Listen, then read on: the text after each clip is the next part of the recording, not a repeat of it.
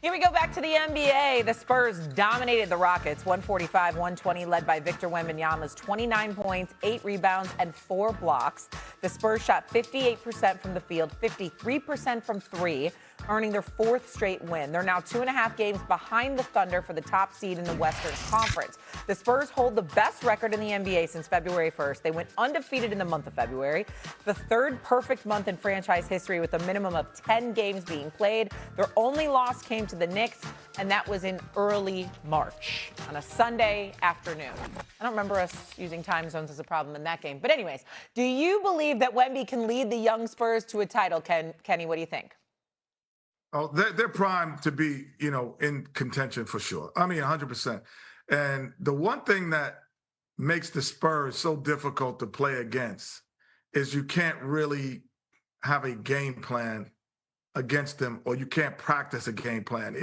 And Stephen even think about this when you was with Big House Gaines in college, and they go, okay, today on the second unit, you're going to be Steph Curry, and you're going to do this.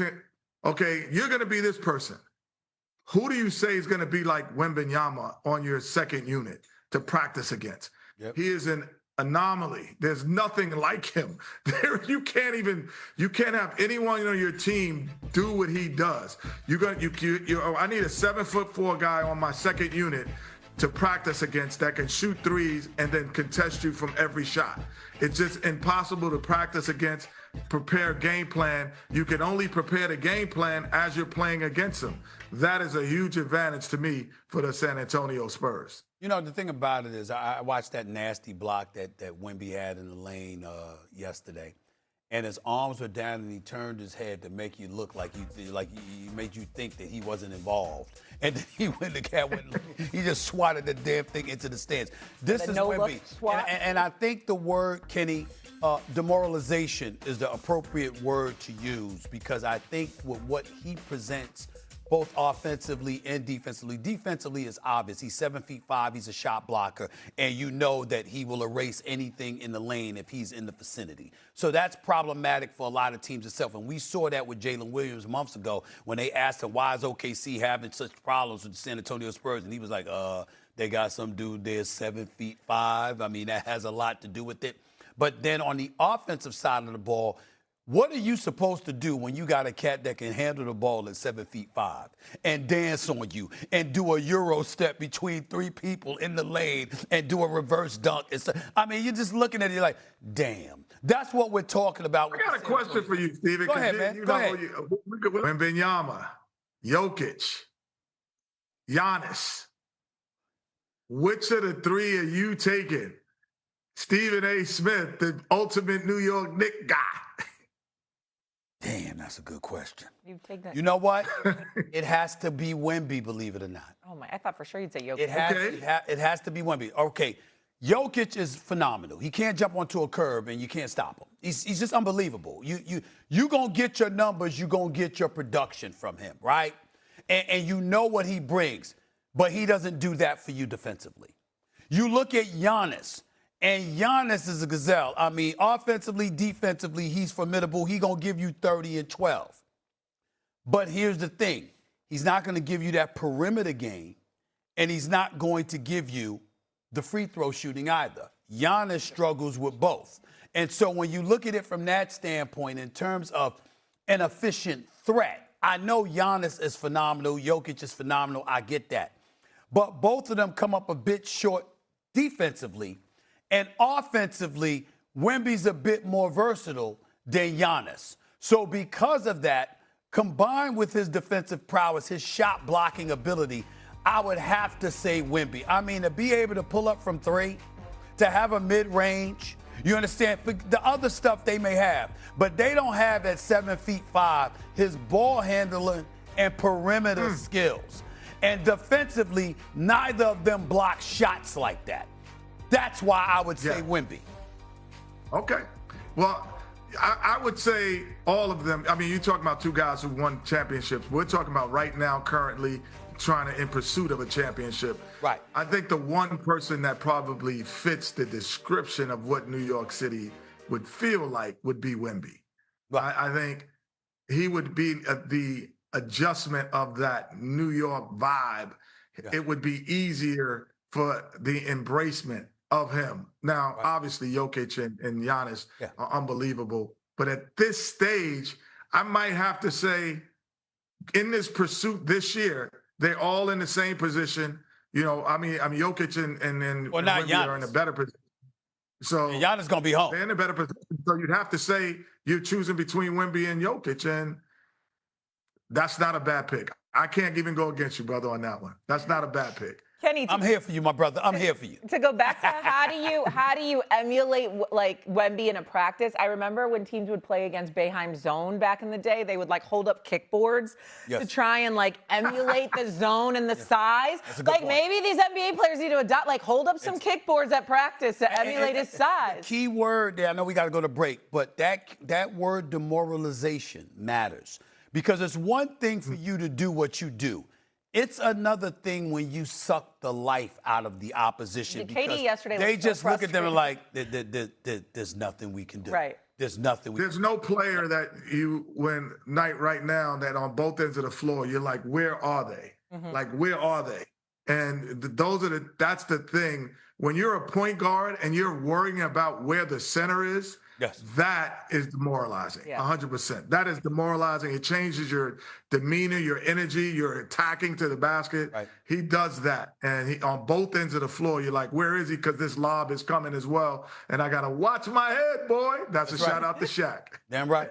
Damn right. All right, after the Saturday, but the story after the game, once again, the conversation surrounding how SGA is officiated.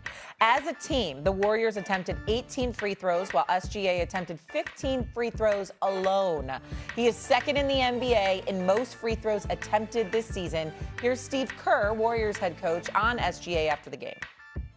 He's incredibly clever, and you know, he knows exactly how to draw contact, and it's all within the rules. And I don't have a problem with Shea. I have a problem with the rules. So, you know, I just think that we, as a league, too much off arm. You know, we hardly allow the defense to do anything, you know, guarding the ball. So if you allow the offensive player to push off with the off arm to create space, it makes it really tough defensively. Okay, so now this has come up a couple different times from a couple different coaches, and I see Kenny kind of laughing here. Is the NBA being petty, or do you think this is becoming a real problem with the way SGA defends? Well, no, I mean, he's officiated the same way everyone else in the league is. He just does it more because the ball is more, his usage rate is much higher. So he's going to have more calls. The one thing that's interesting is that why would Steve Kerr matter to him? It would matter because they have no shot on getting into the 7th position and really no shot on really falling to 9 or 10. So if they make the play-in, they will be the 8th seed. And who's sitting at 1? The Oklahoma City Thunder. That's why it matters today, and that's why I need to talk about it more, because if everything falls in place for the Golden State Warriors, their first-round matchup in the NBA playoffs would be the Oklahoma City Thunder. And so with the Oklahoma City Thunder, you have a guy who he draws fouls the same way James Harden did, the same way Michael Jordan, the best players in the league. They get their money from the free throw line. You cannot score buckets and be a top scorer in this league. You have to, Jokic, Giannis, you have to get to the line to be one of the top scorers in the league.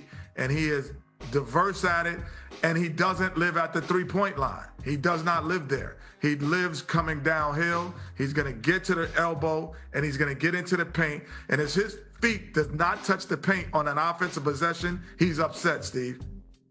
Let me say this to you, Kenny. I don't disagree with anything that you say. I just think that it's important to recognize that the league, the players, the coaches, rather, they have to make a choice. You want your money or you want these rules? Because the rules that have been implemented, it has facilitated more offense, which one would argue has made the game more exciting.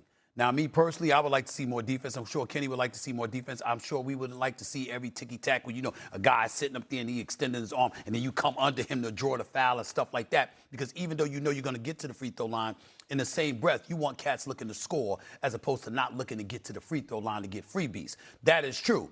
But in the same breath, the NBA just signed an 11-year, $77 billion deal. So the audience out there, not just, from a geographical perspective, not just national, but globally, has told you they love the product that they're seeing. Certainly you could cut down on everything not being a three-point shot. You could cut down to some degree on the frequency with which somebody gets to the free throw line. Shea is averaging 8.3 free throws a game.